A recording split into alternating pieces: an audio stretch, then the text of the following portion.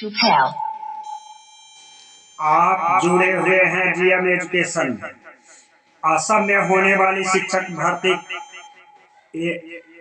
शिक्षक परीक्षा में एनआईओएस शिक्षक भर्ती को जो बाहर किया गया है और आधार यह बताया जा रहा है कि सुप्रीम कोर्ट का जो फैसला आया है एनआईओएस डीएलईडी 12562 में बाहर किया गया है, जिसे 18 महीने का कोर्स माना गया है और इसलिए किसी भी फ्रेश रिक्वायरमेंट में बहाली के अयोग्य करार दिया गया है। इस संदर्भ में हम बात करते हैं कि जिस समय एनआईओएस की परीक्षा ली गई उस समय में तत्कालीन शिक्षा मंत्री और एनआईओएस के चेयरमैन का क्या आया था बयान, इस संदर्भ में हम चर्चा करेंगे। आप जानते हैं कि 2009 में क्वालिटी ऑफ एजुकेशन के तहत बच्चों को प्रशिक्षित शिक्षक से पढ़ने का अधिकार प्राप्त हुआ।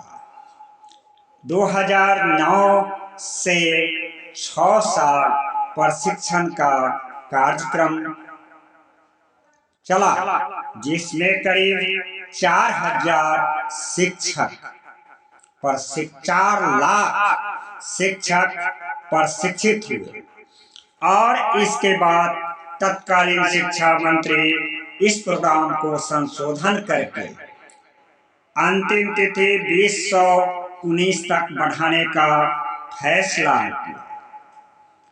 2015 से बढ़ाते हुए इसकी समाप्ति का डेट 2019 रखा गया और बच्चों के शिक्षा के अधिकार के तहत प्रशिक्षित शिक्षक को पढ़ाने का अधिकार प्राप्त क्वालिटी ऑफ एजुकेशन के तहत प्राप्त हुआ। बात को आगे बढ़ाते हुए चर्चा करते हैं कि एनआईओएस अप्रशिक्षित को प्रशिक्षित कराने का एक प्रोग्राम तैयार किया गया, जिसकी जिम्मेदारी एनआईओएस को दिया गया। सदन के दोनों सदनों से बिल पारित हुआ और इसके प्रारंभिक जो क्वालिफिकेशन रखा गया कि वही अप्रशिक्षित शिक्षक प्रशिक्षित बनेंगे जो कहीं न कहीं विद्यालय में पढ़ा रहे हैं। उस विद्यालय का क्लासिफाइड उस समय भी नहीं किया गया। विद्यालय सरकारी, गैर सरकारी, निजी विद्यालय कोई भी हो, उसे दूसरा कंडीशन रखा गया कि शिक्षक अप्रशिक्षित हो। तीसरा, जो ऐसे अप्रशिक्षित शिक्षक जिसका क्वालिफिकेशन इंटरमीडिएट तक हो, 50% मार्क्स होना एसेंशियल रखा गया। फोर्थ कंडीशन रखा गया कि जो स्नातक है उनके लिए 50% मार्क्स में प्रेफरेंस दिया गया। दूसरी तरफ एसटी आरक्षित सीटों पर 50% की बाध्यता को समाप्त किया गया और इस कार्यक्रम के तहत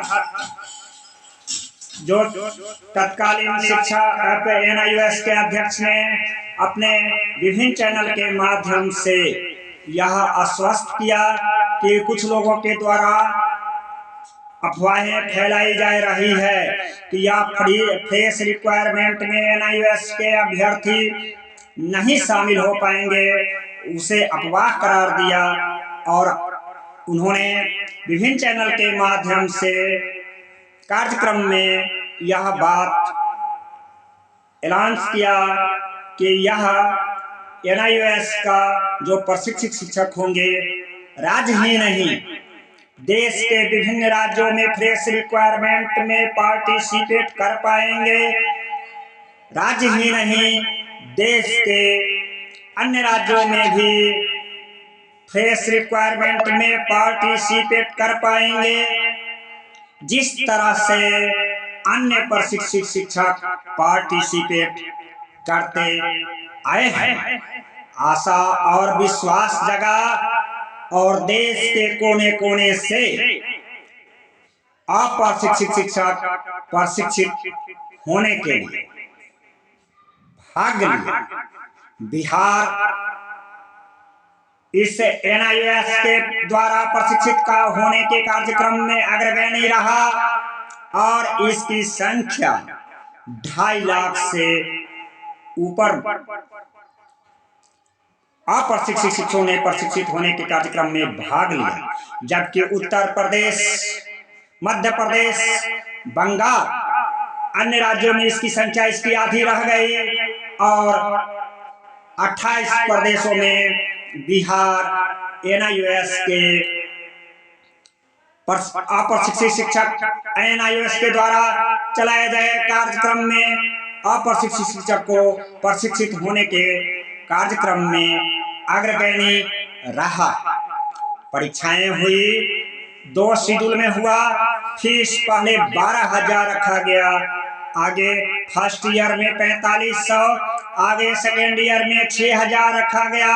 और इतना ही नहीं, अलग अलग में विद्यार्थियों के हित की रक्षा करते हुए सफल बनाने के लिए ऐसे विद्यार्थी स्टूडेंट अप्रशिक्षित शिक्षक जिसकी 50% से कम मार्क्स था, उसके लिए भी इंटरमीडिएट की दोबारा NIOS के तहत इंटरमीडिएट कराने का कार्यक्रम रखा गया और 50% मार्क्स दोबारा आ जाए, इसके लिए परीक्षाएं ली गई।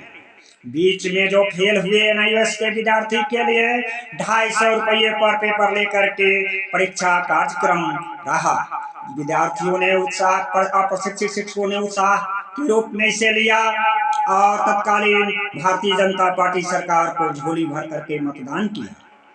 यह कहाँ पता था अप्रशिक्षित शिक्षक को जो एक कदम उठाया था संभलने के लिए, वही काफी था मरने के लिए, वही काफी था मरने के लिए। TRE 1 का एग्जाम हुआ, TRE 2 का एग्जाम हुआ। TRE 1 के एग्जामिनेशन के एंडिंग में नवंबर माह के अंत में NIOS अभ्यर्थियों के लिए अभिशाप बना। सुप्रीम कोर्ट से फैसला आया और इन सर्विस के डिफिनेशन में फैसला उलझता चला गया। भारत लोकतंत्र का महापर्व संविधान को मानता है और उसकी रक्षा करना हर भारतीयों का और मानना कर्तव्य होता है। मैं न्यायालय के फैसले का NIOS DLED अंतःद्वंद की कंडीशन बना हुआ है और पुनः न्यायालय में जाने के लिए रास्ता ढूंढ रहे हैं कि तत्कालीन NIOS के अध्यक्ष दोनों सदनों में बिल पारित NCT की राज्य पत्र में गजट में जारी करना, किससे महाभूल हुई, कौन जिम्मेदार होगा। यह 14 लाख अभ्यर्थियों को, आपको पता है कि 12,80,000 अभ्यर्थियों ने फीस जमा किया और 15 लाख के आसपास अभ्यर्थियों ने रजिस्ट्रेशन कराया। आज जो बिहार सौभाग्य इस बात का है, जब NIOS को न्यायालय से बाधा मिली थी तो छठे चरण में इसका इतिहास दर्पण है। भारत के बिहार राज्य अग्रगण्य भूमिका निभाया और पटना हाई कोर्ट से जीत मिली। विभिन्न राज्यों से होते हुए उत्तरांचल तक गया और NIOS के DLED छठे चरण में पार्टिसिपेट किए, TRE 1 में पार्टिसिपेट किए।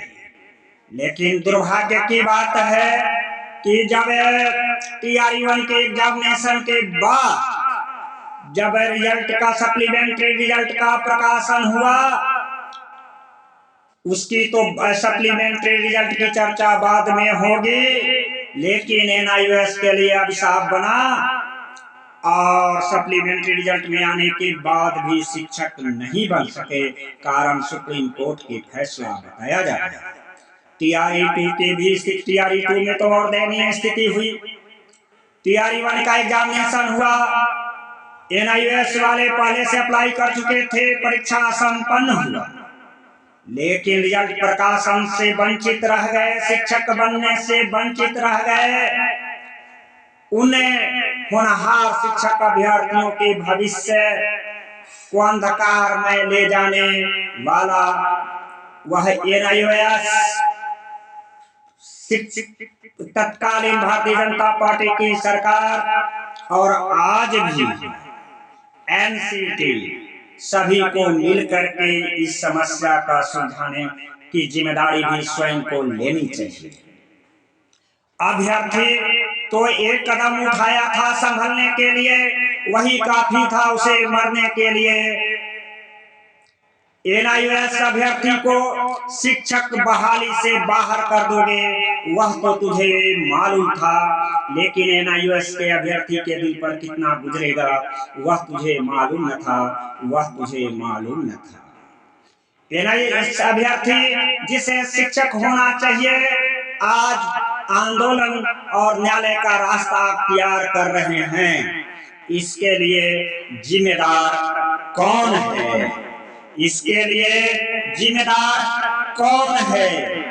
जबकि तत्कालीन दोनों सदनों से बिल पारित हुआ और एनआईओएस के चेयरमैन एनआईओएस के लिए फेस रिक्वायरमेंट की बातें कही, और इतना ही नहीं, सिमिलर डिप्लोमाधारी जो भी एक जिला नहीं, एक राज्य नहीं, किसी भी राज्य से एनआईओएस के तहत प्रशिक्षित शिक्षक दूसरे राज्य में भी फेस रिक्वायरमेंट में प्रशिक्षित पार्टिसिपेट के लिए एबल होंगे विभिन्न चरणों के माध्यम से। उन्होंने स्टेटमेंट दिया और अप्रशिक्षित शिक्षक प्रशिक्षित बने। अब मैं यह सवाल पूछता है कि इसका जिम्मेदार कौन है?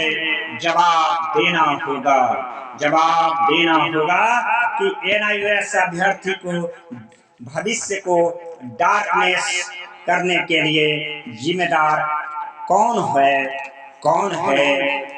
मुझे कविता याद आती है कि एक सांसद रोटी बेलता है, दूसरा उसे सेकता है, तीसरा उसे खेलता है।